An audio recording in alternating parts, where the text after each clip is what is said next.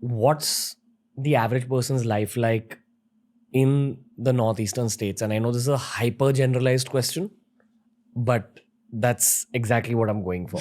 Because what has it led to in the modern day now? All this lack of policy making, etc., etc. See, yes, it's a generalized question. I'll give a generalized answer to this.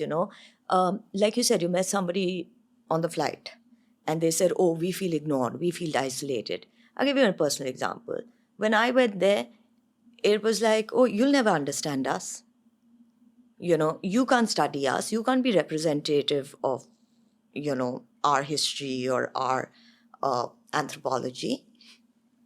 And I found that very strange, because if I wanted to go and study Maharashtra, or if a Maharashtrian wanted to come and study Delhi, it wouldn't strike anybody. There have been scholarship from all around India on Jammu Kashmir, Pakistan. There's never been a question like that.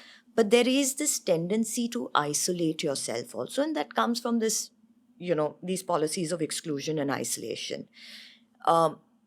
Yes, they were ignored. Yes, there was no infrastructure.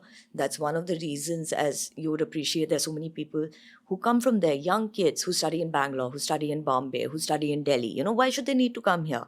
I would assume that most of the youth leaves the Northeast for economic opportunities. Absolutely. In the When I metros. first went to Manipur, one of the things that struck me was I wouldn't see a lot of kids who were over the age of like school going, like college kids. And then until the age of about 35, 40 or so, you wouldn't see a lot of people of that generation, because there was nothing like curfew. You'd have a curfew for hours in a day. There was nothing to do in the evenings because, again, it was not safe. There were power shortages. There wasn't great infrastructure. What are kids going to do? Plus their parents didn't want them to be there because there was essentially a security threat.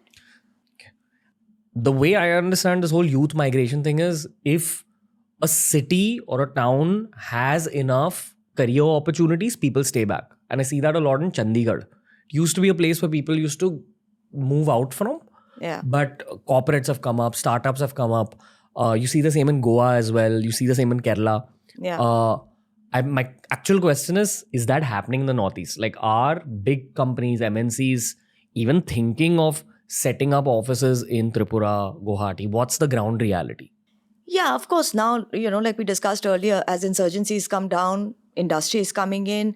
But more importantly, really, Ranveer, people are wanting to start businesses, entrepreneurship, with whatever's available, local material. You'll see great furniture coming out of there. You'll see great food coming out of there. We have huge amount of, I don't know about Bombay, but Delhi, we have huge amount of Northeastern restaurants.